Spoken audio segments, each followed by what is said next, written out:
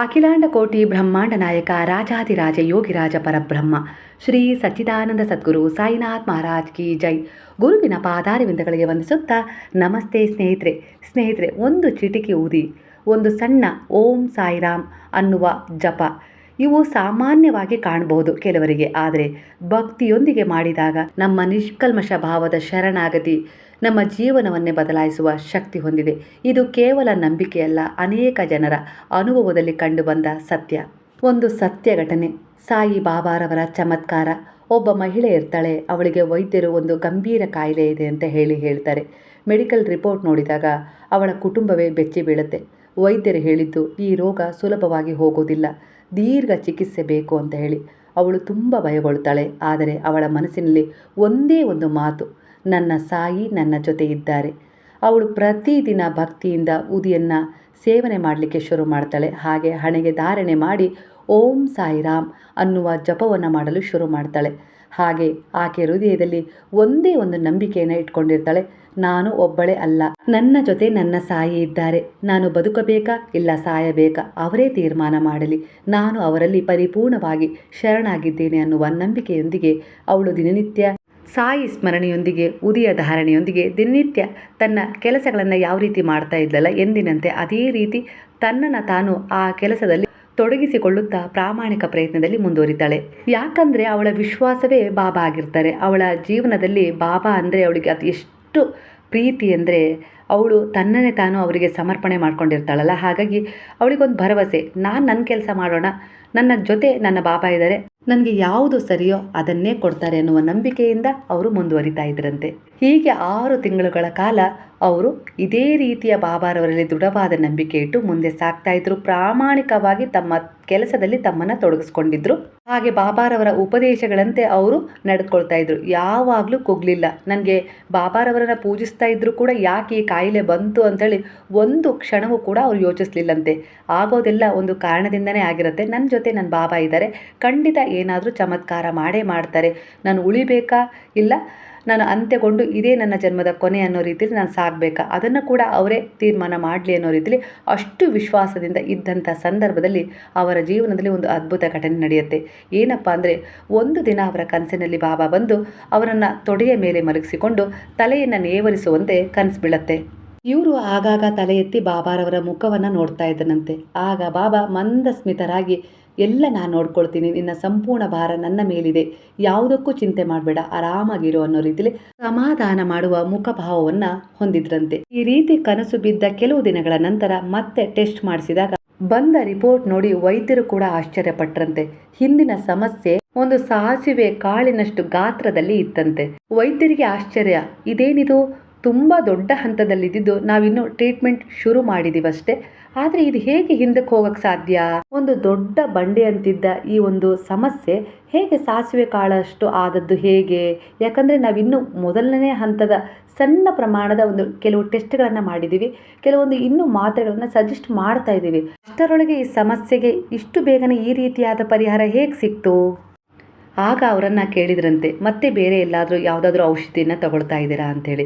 ಆಗ ಅವ್ರು ಹೇಳಿದ್ರಂತೆ, ಹೌದು. ಏನು ಔಷಧಿ ತಗೊಳ್ತಾ ಇದ್ದೀರಾ ಅಂದಾಗ, ನಾನು ನನ್ನ ಬಾಬಾರವರ ಅಂದರೆ ಸಾಯಿ ಬಾಬಾರವರ ಭಕ್ತೆ, ನಾನು ಅವರ ಉದಿಯ ಸೇವನೆಯನ್ನು ಹಾಗೆ ಅವರ ನಾಮಸ್ಮರಣೆಯನ್ನು ಮಾಡ್ತಾಯಿದ್ದೀನಿ, ಅವರ ಉದಿಯ ಧಾರಣೆಯನ್ನು ಮಾಡ್ತಾಯಿದ್ದೀನಿ, ಅವರಲ್ಲಿ ನಾನು ಸಂಪೂರ್ಣವಾಗಿ ಶರಣಾಗಿದ್ದೀನಿ. ನನ್ನ ನಂಬಿಕೆ, ನನ್ನ ಬಾಬಾ ನನ್ನನ್ನು ಉಳಿಸ್ತಾರೆ, ಇಲ್ಲ ಅಂದರೆ ಅವರ ಬಳಿ ನನ್ನನ್ನು ಕರ್ಕೊಳ್ತಾರೆ, ಈ ದೃಢ ವಿಶ್ವಾಸದಿಂದ ನಾನು ಅವರಲ್ಲಿ ಶರಣಾಗಿದ್ದೀನಿ ಅಂತ ಹೇಳಿದ್ರಂತೆ. ಆಗ ವೈದ್ಯರೇ ಹೇಳಿದ್ರಂತೆ, ನಿನ್ನ ನಂಬಿಕೆ ಗೆದ್ದಿದೆ ಅಮ್ಮ ಅಂತ ಹೇಳಿ. ಔಷಧಿಗಿಂತ ಹೆಚ್ಚಾಗಿ ನಿನ್ನ ನಂಬಿಕೆಯಲ್ಲಿ ಕೆಲಸ ಮಾಡಿದೆ, ನಿಮ್ಮ ಗುರುವಿನ ಆಶೀರ್ವಾದ ನಿಮ್ಮ ಮೇಲಿದೆ, ಖಂಡಿತ ಎಲ್ಲ ಒಳ್ಳೆಯದಾಗತ್ತೆ. ಇನ್ನೊಂದು ಸ್ವಲ್ಪ ಅಂದರೆ ಒಂದು 15 ದಿನಗಳ ಕಾಲ ಟ್ರೀಟ್ಮೆಂಟ್ ತಗೊಳ್ಳಿ, ನಾವು ಹೇಳಿದ ಒಂದು ಟ್ರೀಟ್ಮೆಂಟನ್ನು ಮಾಡಿಸ್ಕೊಂಡ್ರೆ ಮಾತ್ರೆಯಲ್ಲೇ ಆ ಒಂದು ಸಮಸ್ಯೆಗೆ ಪರಿಹಾರ ಸಿಗುತ್ತೆ. ಖಂಡಿತ ನಾನು ಎಲ್ಲ ರೀತಿಯಲ್ಲೂ ಟೆಸ್ಟ್ ಮಾಡಿದ್ದೀನಿ, ಎಲ್ಲ ಒಳ್ಳೆಯದಾಗತ್ತೆ ಅಂತೇಳಿ ವೈದ್ಯರು ಹೇಳಿದ್ರಂತೆ. 15 ದಿನಗಳ ನಂತರ ಹೋಗಿ ಮತ್ತೆ ಎಲ್ಲ ರೀತಿಯ ಪರೀಕ್ಷೆಗಳನ್ನು ಮಾಡಿಸ್ಕೊಂಡು ಅವ್ರು ಹೇಳಿದ ಟ್ರೀಟ್ಮೆಂಟನ್ನು ತಗೊಂಡ ನಂತರ ಅವರು ಆ ಕಾಯಿಲೆಯಿಂದ ಸಂಪೂರ್ಣವಾಗಿ ಹೊರಗೆ ಬಂದಿದ್ದಾರೆ ಅನ್ನೋ ರೀತಿಯಲ್ಲಿ ವೈದ್ಯರು ಹೇಳಿದ್ರಂತೆ. ಇದೇ ನಂಬಿಕೆ ವಿಶ್ವಾಸ ದೃಢವಾಗಿರಲಿ, ಆದರೆ ಸ್ವಲ್ಪ ಆಹಾರ ಕ್ರಮದಲ್ಲಿ ವ್ಯತ್ಯಾಸ ಮಾಡ್ಕೊಳ್ಳಿ, ಎಲ್ಲ ಒಳ್ಳೆಯದಾಗತ್ತೆ ಅಂತೇಳಿ ವೈದ್ಯರು ಕೂಡ ಆಶೀರ್ವಾದ ಮಾಡಿ ಕಳಿಸಿದ್ರಂತೆ. ಇದೇ ಸ್ನೇಹಿತರೆ ಗುರುವಿನ ಕರುಣೆ, ದಯೆ, ಪ್ರೇಮ ಅಂದರೆ. ಅವರ ಶರಣದಲ್ಲಿದ್ದರೆ ಯಾರ ಜೀವನದಲ್ಲಿ ಏನಾಗಬೇಕು ಅನ್ನೋದನ್ನು ಅವ್ರು ತೀರ್ಮಾನ ಮಾಡ್ತಾರೆ. ಅವರ ಯೋಜನೆಯ ಪ್ರಕಾರ ನಾವು ಅವರಲ್ಲಿ ನಂಬಿಕೆ ಇಟ್ಟು ಶರಣಾಗಬೇಕಷ್ಟೆ. ಬಾಬಾರವರನ್ನು ನಂಬಿ ನಡೀತಾ ಇದ್ದೀವಿ ಅಂದರೆ ಕೊಂಚವೂ ಕೂಡ ಸಂದೇಹ ಪಡಬಾರ್ದು. ಬಾಬಾ ನಮ್ಮ ಜೀವನದಲ್ಲಿ ದೇವರಿಗಿಂತ ಹೆಚ್ಚು. ಯಾಕಂದರೆ ಅವರು ಕಾಣದ ರೀತಿಯಲ್ಲಿ ನಮ್ಮ ಕರ್ಮವನ್ನು ಕಳೆದುಕೊಳ್ಳೋಕ್ಕೆ ನಮಗೆ ಸಹಾಯ ಮಾಡ್ತಾರೆ. ಹಾಗೆ ಅವರು ಯಾವಾಗಲೂ ನಮ್ಮನ್ನು ರಕ್ಷಿಸ್ತಾ ಇರ್ತಾರೆ. ಅವರ ಕೈಗಳು ರಕ್ಷಣೆಯ ಸಂಕೇತದಲ್ಲಿ ನಮ್ಮ ಜೊತೆ ಯಾವಾಗಲೂ ನಡೀತಾ ಇರ್ತವೆ. ನಾವು ಕಷ್ಟದಲ್ಲಿ ಇದ್ದಾಗ ಅವರು ದಾರಿ ತೋರಿಸ್ತಾರೆ. ನಾವು ತಪ್ಪು ದಾರಿಯಲ್ಲಿ ಹೋದಾಗ ಅವರು ನಿಲ್ಲಿಸ್ತಾರೆ, ನಮ್ಮನ್ನು ತಿದ್ದುತ್ತಾರೆ. ನಾವು ನಂಬಿಕೆಯಿಂದ ಇದ್ದರೆ ಅವರು ನಮ್ಮ ಕರ್ಮವನ್ನು ಬದಲಾಯಿಸ್ತಾರೆ. ಗುರುವಿನ ಜೊತೆ ಇದ್ದರೆ ಭಯ ಕಡಿಮೆ ಆಗತ್ತೆ, ಆತ್ಮವಿಶ್ವಾಸ ಹೆಚ್ಚಾಗತ್ತೆ, ಮನೆಯಲ್ಲೋ ಮನದಲ್ಲೋ ಶಾಂತಿ ಹೆಚ್ಚಾಗತ್ತೆ, ಹೊರಗಿನ ಗೌಜು ಗದ್ದಲಗಳು ದೂರವಾಗ್ತಾ ಹೋಗ್ತವೆ. ಕರ್ಮ ಅಂದರೆ ನಮ್ಮ ಹಿಂದಿನ ಕ್ರಿಯೆಗಳ ಫಲ. ಅದು ತಪ್ಪಿಸಲು ಆಗೋದಿಲ್ಲ, ಆದರೆ ಬದಲಾಯಿಸ್ಬೋದು ಗುರುವಿನ ಆಶೀರ್ವಾದದಿಂದ. ಕೆಟ್ಟ ಕರ್ಮದ ಪರಿಣಾಮವನ್ನು ಕಡಿಮೆ ಮಾಡ್ತಾರೆ, ಅದಕ್ಕೆ ದಾರಿಯನ್ನು ತೋರಿಸ್ತಾರೆ. ನಮ್ಮ ಮನಸ್ಸು ಶುದ್ಧವಾಗಿ ಇಟ್ಕೊಳ್ಳೋಕ್ಕೆ ಸಹಾಯ ಮಾಡ್ತಾರೆ. ಹೊಸ ಒಳ್ಳೆಯ ಕರ್ಮಗಳನ್ನು ನಮ್ಮ ಮೂಲಕವೇ ಮಾಡಿಸಿ ನಮ್ಮ ಪ್ರಾರಬ್ಧ ಕರ್ಮಗಳನ್ನು ಕಳೆದುಕೊಳ್ಳಲು ನಮಗೆ ಸಹಾಯ ಮಾಡ್ತಾರೆ. ಗುರುವು ಹೇಳೋದು ಸರಳ, ಒಳ್ಳೆಯದನ್ನು ಯೋಚಿಸು, ಯಾವಾಗಲೂ ಒಳ್ಳೆಯದನ್ನೇ ಮಾತಾಡು, ಎಲ್ಲರಿಗೂ ಒಳ್ಳೆಯದನ್ನೇ ಬಯಸು ಅಂತ ಹೇಳಿ. ಹಾಗಾಗಿ ಪ್ರತಿದಿನ ಭಕ್ತಿಯಿಂದ ನಾವು ಅವರ ನಾಮಸ್ಮರಣೆಯನ್ನು ಮಾಡಬೇಕು. ಯಾರಿಗೂ ಕೆಡುಕು ಮಾಡಬಾರ್ದು, ಸತ್ಯ ಮತ್ತು ದಯೆಯಿಂದ ಬದುಕಬೇಕು. ಗುರುವನ್ನು ನಂಬಿ ಸಂಪೂರ್ಣವಾಗಿ ಶರಣಾಗಬೇಕು. ಮುಖ್ಯವಾಗಿ ನಾನೇನೂ ಅಲ್ಲ, ನನ್ನ ಗುರು ಮಾಡ್ತಾರೆ ಅನ್ನುವ ಭಾವನೆ ಇರಬೇಕು. ಹಾಗೆ ಪ್ರಾಮಾಣಿಕವಾಗಿ ನಮ್ಮ ಪ್ರಯತ್ನ ಮಾತ್ರ ಸಾಕ್ತಾ ಇರಬೇಕು. ನೀವು ಎಷ್ಟೇ ಕಷ್ಟದಲ್ಲಿದ್ದರೂ, ನಿಮ್ಮ ಜೀವನದಲ್ಲಿ ಎಷ್ಟೇ ಸಮಸ್ಯೆ ಇದ್ದರೂ ಒಂದು ಚಿಟಿಕೆ ಊದಿ ಓಂ ಸಾಯಿರಾಮ್ ಅನ್ನುವ ಜಪ ನಿಮ್ಮ ಬದುಕಿನಲ್ಲಿ ಅಚ್ಚರಿಯ ಬದಲಾವಣೆ ತರುತ್ತೆ. ಇವರ ದೇಹದಲ್ಲಿದ್ದ ಬೆಟ್ಟದಂಥ ಗಡ್ಡೆಯನ್ನು ಒಂದು ಚಿಟಿಕೆ ಊದಿ ಒಂದು ಸಾಸಿವೆಯ ಕಾಳಿನಷ್ಟು ಮಾಡಿತ್ತು. ಹೀಗೆ ನಾವು ವಾಸ್ತವವಾಗಿ ಅರ್ಥ ಮಾಡ್ಕೊಳ್ಬೇಕಾಗಿರೋದು ಏನಪ್ಪ ಅಂದರೆ, ಬೆಟ್ಟದಂಥ ಕಷ್ಟವೇ, ಸಮಸ್ಯೆ, ಪರಿಸ್ಥಿತಿ ನಮ್ಮ ಎದುರಿಗೆ ನಿಂತಿದ್ರು ಕೂಡ ಗುರು ನಮ್ಮ ಜೊತೆಗಿದ್ದಾರೆ ಅಂದರೆ ಅದು ಆ ಬೆಟ್ಟವೇ ಕರಗಿ ಸಾಸಿವೆ ಆಗತ್ತೆ, ನಮ್ಮ ಕಾಲಡಿಗೆ ಬರುತ್ತೆ. ನಾವು ಬೆಟ್ಟದ ಮೇಲೆ ನಿಂತಿರ್ತೀವಿ ಅಂದರೆ ಆ ಸಮಸ್ಯೆಗಳನ್ನು, ಆ ಕೆಟ್ಟ ಪರಿಸ್ಥಿತಿಗಳನ್ನು ನಮ್ಮ ಕಾಲಡಿಗೆ ಮೆಟ್ಟಿ ನಾವು ನಮ್ಮ ವಿಜಯದ ಹಾದಿಯನ್ನು ತುಳಿದಿರ್ತೀವಿ ಅನ್ನೋ ರೀತಿಲಿ. ಇದಕ್ಕೆ ಕಾರಣ ಗುರುವಿನ ಶರಣು. ಅವ್ರು ನಮ್ಮ ಜೊತೆಗಿದ್ದರೆ ಯಾವ ರೀತಿ ದೊಡ್ಡ ಸಮಸ್ಯೆಯನ್ನಾಗಲಿ ಪರಿಹಾರ ಮಾಡ್ಕೊಳ್ಬೇಕು ಅನ್ನೋ ದಾರಿಯನ್ನು ತೋರಿಸ್ತಾರೆ. ಮನುಷ್ಯರು ಅಂತ ಅಲ್ಲ, ಇಲ್ಲಿ ಯಾವುದೇ ಒಂದು ಜೀವಿ ಜೀವಿಸ್ತಾ ಇದೆ ಅಂದರೆ ಅದರ ಒಂದು ನೋವು, ಸಮಸ್ಯೆ, ದುಃಖ, ರೋಗ, ಕರ್ಮ ಇವು ತಪ್ಪಿಸಲಾಗದವು. ಆದರೆ ಅದನ್ನೇ ಆಶೀರ್ವಾದವಾಗಿಸುವ ಶಕ್ತಿ ಯಾರಿಗಿದೆ ಅಂದರೆ ಅದು ಗುರುವಿಗೆ ಮಾತ್ರ, ಸದ್ಗುರುವಿಗೆ ಮಾತ್ರ. ಅವರು ನೋವು ಅನುಭವಿಸುತ್ತಿದ್ದವರ ಬಳಿ ಹೋದಾಗ ದೊಡ್ಡ ಉಪದೇಶ ಕೊಡ್ತಾ ಇರಲಿಲ್ಲ ಬಾಬಾ. ಅವರು ಹೇಳುತ್ತಿದ್ದ ಮಾತುಗಳು ತುಂಬ ಸರಳ.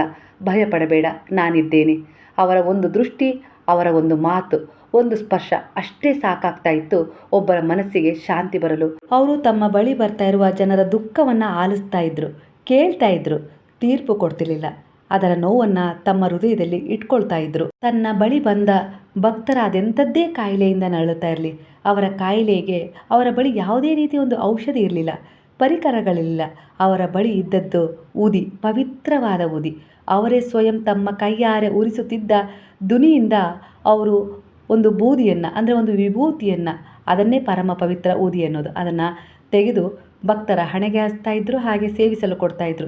ಇದು ಆ ಭಕ್ತರ ಜೀವನದಲ್ಲಿ ಚಮತ್ಕಾರವನ್ನು ಮಾಡ್ತಾ ಇತ್ತು. ಆಗ ಭಕ್ತರು ಈ ಊದಿ ಕೇವಲ ಬೂದಿಯಲ್ಲ, ಇದು ನಂಬಿಕೆಯ ಶಕ್ತಿ, ನನ್ನ ಸಾಯಿಯ ಕೃಪೆ ಅಂತ ಹೇಳಿ ಅವರು ಅಷ್ಟೇ ವಿಶ್ವಾಸದಿಂದ ಅದನ್ನು ಧಾರಣೆ ಮಾಡ್ತಾಯಿದ್ರು, ಸೇವನೆ ಮಾಡ್ತಾಯಿದ್ರು. ಭಕ್ತರ ನಂಬಿಕೆಗೆ ಅನುಸಾರವಾಗಿ ಆ ಊದಿ ಅವರ ಜೀವನದಲ್ಲಿ ಕೆಲಸ ಮಾಡ್ತಾಯಿತ್ತು. ಬಾಬಾರವರು ಕೊಟ್ಟ ಊದಿ ಮತ್ತು ಆಶೀರ್ವಾದದಿಂದ ಅನೇಕರು ಆರೋಗ್ಯವಂತರಾದರು, ಅನೇಕರು ಅನೇಕ ರೀತಿಯ ಸಮಸ್ಯೆಗಳಿಂದ ಹೊರಗೆ ಬಂದರು. ಆದರೆ ಮುಖ್ಯವಾಗಿ ಅವರು ಗುಣಪಡಿಸಿದ್ದು ದೇಹವನ್ನಷ್ಟೇ ಅಲ್ಲ, ಅವರ ಮನಸ್ಸು ಮತ್ತು ಆತ್ಮವನ್ನು. ಬಾಬಾ ಅನೇಕ ಬಾರಿ ಭಕ್ತರ ಕಷ್ಟವನ್ನು ತಮ್ಮ ಮೇಲೆ ತೆಗೆದುಕೊಳ್ತಾ ಇದ್ದರು. ಭಕ್ತರಿಗೆ ಬರುವ ನೋವನ್ನು ಅವರು ತಾವು ಅನುಭವಿಸ್ತಾ ಇದ್ದರು. ಇದು ಸಾಮಾನ್ಯ ವಿಷಯ ಅಲ್ವೇ ಅಲ್ಲ, ಇದು ಒಂದು ಸದ್ಗುರುವಿನ ಕರುಣೆ. ಹಾಗಾಗಿ ಅಂದಿಗೂ ಇಂದಿಗೂ ಭಕ್ತರು ಅನುಭವಿಸಬೇಕಾದ ಕಠಿಣ ಕರ್ಮ ಗುರುವಿನ ಕೃಪೆಯಿಂದ ಸೌಮ್ಯವಾಗ್ತಾ ಇದೆ ಅಥವಾ ದೂರವಾಗ್ತಾ ಇದೆ. ದೇವರಿಗಿಂತ ಹೆಚ್ಚು ಗುರು ಅಂತಾರೆ. ಯಾಕಂದರೆ ದೇವರು ನಮ್ಮನ್ನು ಪರೀಕ್ಷಿಸ್ತಾರೆ, ಇಲ್ಲಾಂದರೆ ನಮ್ಮ ತಪ್ಪಿಗೆ ನೇರವಾಗಿ ಶಿಕ್ಷೆ ಕೊಟ್ಬಿಡ್ತಾರೆ. ಆದರೆ ಗುರು ನಮ್ಮನ್ನು ಪರೀಕ್ಷೆಯಿಂದ ಪಾರು ಮಾಡ್ತಾರೆ. ಪರೀಕ್ಷೆಯನ್ನು ಹೇಗೆ ಎದುರಿಸಬೇಕು ಅನ್ನುವ ಸಮರ್ಥತೆಯನ್ನು ನಮಗೆ ತುಂಬಿಸ್ತಾರೆ. ದೇವರು ದೂರದಲ್ಲಿ ನಿಂತು ಎಲ್ಲವನ್ನ ನೋಡ್ಬೋದು, ಆದರೆ ಗುರು ನಮ್ಮ ಜೊತೆ ಇದ್ದು ನಡೀತಾರೆ ನಮ್ಮ ಜೊತೆ. ಕರ್ಮಕ್ಕನುಸಾರವಾಗಿ ನಾವು ಒಂದು ದೊಡ್ಡ ಪಾತಾಳದಲ್ಲಿ ಬೀಳಬೇಕು. ಯಾಕಂದರೆ ಆ ನೋವನ್ನು ನಾವು ಯಾರಿಗೋ ಕೊಟ್ಟಿದ್ವಿ, ಈ ಜನ್ಮದಲ್ಲಿ ಆ ಪಾತಾಳದಲ್ಲಿ ಬೀಳೋದೇ ನಮ್ಮ ಕರ್ಮ. ಅದನ್ನು ದೇವರು ನೋಡ್ತಾ ಇದ್ದಾರೆ. ಯಾಕಂದರೆ ನೀನೇ ಗಳಿಸಿದ ಕರ್ಮದ ಪ್ರಾರಬ್ಧ ಅದು, ಅದನ್ನು ನೀನು ಅನುಭವಿಸ್ತಾ ಇದೆಯಾ ಅಂಥೇಳಿ. ಆದರೆ ಗುರುವಿನ ಶರಣದಲ್ಲಿ ಹೋಗೋದ್ರಿಂದ ಆ ಗುರುವು ತನ್ನ ಭಕ್ತನನ್ನು ಹುಡುಕಿ ಬರ್ತಾರೆ. ಬಂದು, ಅಯ್ಯೋ ನೀನು ಮಾಡಿದ ಕರ್ಮದಿಂದ ಪಾತಾಳಕ್ಕೆ ಬಿದ್ದುಬಿಟ್ಟಿಯಾ ಕಂದ, ನಾನು ನಿನ್ನನ್ನು ಆ ಪಾತಾಳದಿಂದ ಮೇಲೆ ಕೆತ್ತುತ್ತೇನೆ, ನನ್ನ ಪುಣ್ಯವನ್ನು ನಿನಗೋಸ್ಕರ ನಾನು ಖರ್ಚು ಮಾಡ್ತೀನಿ ಅಂತ ಹೇಳಿ ಆ ಗುರುವು ತನ್ನ ಶಿಷ್ಯನನ್ನು ರಕ್ಷಿಸ್ತಾರೆ. ತನ್ನನ್ನು ನಂಬಿದ ಭಕ್ತರಿಗೆ ಆಶ್ರಯ ಕೊಡ್ತಾರೆ. ಅದಕ್ಕೆ ಗುರುವಿಗೆ ದೇವರಿಗಿಂತ ದೊಡ್ಡ ಸ್ಥಾನವಿದೆ. ನಂತರ ನಮ್ಮಲ್ಲಿ ದೇವರೆದುರಿಗೆ ನಿಲ್ಲುವಂಥ ಸಮರ್ಥತೆಯನ್ನು ಕೊಟ್ಟು ನಮ್ಮನ್ನು ದೇವರ ಹತ್ರ ಕರ್ಕೊಂಡು ಹೋಗ್ತಾರೆ. ಬಾಬಾ ಯಾವಾಗಲೂ ತನ್ನ ಭಕ್ತರನ್ನು ದುರ್ಬಲರನ್ನಾಗಿ ಮಾಡಲಿಲ್ಲ, ಅವರು ಅವರನ್ನು ಬಲಿಷ್ಠರನ್ನಾಗಿ ಮಾಡಿದರು. ಕಷ್ಟ ಬಂದಾಗ ಓಡಬೇಡ ಅಂತ ಹೇಳಿಕೊಟ್ರು. ಭಯ ಬಂದಾಗ ನಂಬಿಕೆ ಇಡು ಅಂತ ಹೇಳಿಕೊಟ್ರು. ಜೀವನದಲ್ಲಿ ನಿಲ್ಲೋ ಶಕ್ತಿಯನ್ನು ಕೊಟ್ಟರು. ಅವರು ಭಕ್ತನನ್ನು ದೇವರ ಮುಂದೆ ನಿಲ್ಲೋ ಮಟ್ಟಕ್ಕೆ ಬೆಳೆಸಿದರು. ಹಾಗೆ ತಮ್ಮ ಭಾಗ್ಯದಲ್ಲಿ ತಮ್ಮದೇ ಆದ ಒಂದು ಒಳ್ಳೆಯ ಕರ್ಮದಿಂದ ಏನು ಸಂಪಾದನೆ ಮಾಡಿದ್ರಲ್ಲ, ಅದರಲ್ಲಿ ಇರುವ ಅಡೆತಡೆಗಳನ್ನು ನಿವಾರಣೆ ಮಾಡಿ ಆ ಭಾಗ್ಯವನ್ನು ಪಡ್ಕೊಳ್ಳೋಕ್ಕೆ ಸಹಾಯ ಮಾಡಿದರು. ಈಗ ನೀವು ತುಂಬ ನೋವಿನಲ್ಲಿದ್ದೀರಾ, ನಿಮ್ಮ ಮನಸ್ಸು ತುಂಬ ಭಾರವಾಗಿದೆ. ಒಂದು ಕ್ಷಣ ಕಣ್ಣು ಮುಚ್ಚಿ ಓಂ ಸಾಯಿರಾಮ್ ಅಂತ ಹೇಳಿ. ನಿಮ್ಮ ಜೊತೆ ಯಾರೋ ಇದ್ದಾರೆ ಅನ್ನುವ ಭಾವ ಉಂಟಾಗುತ್ತದೆ. ನಿಮ್ಮ ಭಯ ನಿಧಾನವಾಗಿ ಕಡಿಮೆಯಾಗುತ್ತೆ. ಮುಂದಿನ ದಾರಿ ಸ್ಪಷ್ಟವಾಗುತ್ತೆ. ಗುರು ಎಂದಿಗೂ ನಿಮ್ಮನ್ನು ಒಬ್ಬರನ್ನಾಗಿ ಬಿಡೋದಿಲ್ಲ. ನಿಮ್ಮ ಕರ್ಮ ಎಷ್ಟೇ ದೊಡ್ಡದಾಗಿರಲಿ ಅವರ ಕೃಪೆ ಅದಕ್ಕಿಂತ ದೊಡ್ಡದು. ಆ ನಂಬಿಕೆ ನಿಮಗಿರಲಿ. ನಂಬಿಕೆ ಇಡಿ, ಶರಣಾಗಿ ನಿಮ್ಮ ಜೀವನವನ್ನು ಅವರಿಗೆ ಒಪ್ಪಿಸಿ. ಒಂದು ದಿನ ನೀವು ಹಿಂದೆ ತಿರುಗಿ ನೋಡಿದಾಗ ಆ ಕಷ್ಟಗಳನ್ನೆಲ್ಲ ಎದುರಿಸಿ ಆ ಸಮಸ್ಯೆಗಳಿಂದ ಪಾರಾಗಲು, ಆ ಕರ್ಮಗಳಿಂದ ನನ್ನ ದೋಷಗಳನ್ನು ಕಳೆದುಕೊಳ್ಳಲು ನನ್ನ ಸಾಯಿ ನನಗೆ ಸಹಾಯ ಮಾಡಿದ್ರು ಅನ್ನುವ ಕೃತಜ್ಞತಾ ಭಾವ ಉಂಟಾಗುತ್ತದೆ. ಬಾಬಾ ತನ್ನನ್ನು ನಂಬಿದ ಭಕ್ತರನ್ನು ಪ್ರತಿ ಹಂತದಲ್ಲೂ ಪ್ರತಿ ಕ್ಷಣದಲ್ಲೂ ಕಾಪಾಡ್ತಾನೆ ಇರ್ತಾರೆ. ಗುರು ಸಹಾಯ ಮಾಡೋದು ಯಾವಾಗಲೂ ಕಾಣುವ ರೀತಿಯಲ್ಲಿ ಇರೋದಿಲ್ಲ, ಆದರೆ ಅದು ಅತ್ಯಂತ ಸೂಕ್ಷ್ಮ, ಹಾಗೆ ದಿವ್ಯ ಮತ್ತು ನಿಖರವಾಗಿರುತ್ತೆ. ನೀವು ತಪ್ಪು ನಿರ್ಧಾರ ತೆಗೆದುಕೊಳ್ಳೋ ಸಮಯದಲ್ಲಿ ಒಳಗೆ ಒಂದು ಧ್ವನಿ ನಿಮ್ಮನ್ನು ತಡೆಯುತ್ತೆ. ಅದುವೇ ಸಾಯಿ. ಒಂಟಿಯಾಗಿದ್ದೀನಿ, ನನ್ನ ಜೊತೆ ಯಾರೂ ಇಲ್ಲ, ಎಲ್ಲರೂ ನನ್ನಿಂದ ದೂರವಾಗಿದ್ದಾರೆ ಅಂತ ಹೇಳಿ ಅನ್ನಿಸುವಂಥ ಸಮಯದಲ್ಲಿ ಯಾರೋ ನಿಮ್ಮ ಜೊತೆ ಇದ್ದಾರೆ, ಒಳಗಿನಿಂದ ನಿಮ್ಮ ಜೊತೆ ಮಾತನಾಡುತ್ತಿದ್ದಾರೆ ಎನ್ನುವ ಭಾವನೆ ಆಗ್ತಾ ಇದೆ ಅಂದರೆ ಅದುವೇ ಬಾಬಾ. ನೀವು ಕಷ್ಟದಲ್ಲಿ ಒಂದು ಸಮಸ್ಯೆಯಲ್ಲಿ ಮುಳುಗಿದಾಗ ಏಕಾಏಕಿ ಒಂದು ದಾರಿ ತೆರೆದುಕೊಳ್ಳುತ್ತದೆ, ಒಂದು ಸಹಾಯ ಸಿಗುತ್ತದೆ ಎಂದರೆ ಅದು ಸಾಯಿ ಕೃಪೆಯಾಗಿದೆ. ಪ್ರತಿ ಹಂತದಲ್ಲೂ ಬಾಬಾ ನಿಮಗೆ ಸಹಾಯ ಮಾಡುತ್ತಾ ನಿಮ್ಮ ಜೊತೆ ಇದ್ದಾರೆ. ನಿಮ್ಮ ಕರ್ಮಕ್ಕನುಸಾರವಾಗಿ ನಿಮ್ಮ ಚಿಕ್ಕ ಸಮಸ್ಯೆಯಿಂದ ಹಿಡಿದು ದೊಡ್ಡ ಸಂಕಷ್ಟದವರೆಗೂ ಅವರು ನಿಮ್ಮನ್ನು ಕಾಯ್ತಾ ಇದ್ದಾರೆ. ಹಾಗೆ ಅದರಿಂದ ಹೇಗೆ ಹೊರಗೆ ಬರಬೇಕು ಅನ್ನುವ ಮಾರ್ಗದರ್ಶನವನ್ನು ಮಾಡ್ತಾ ಇದ್ದಾರೆ.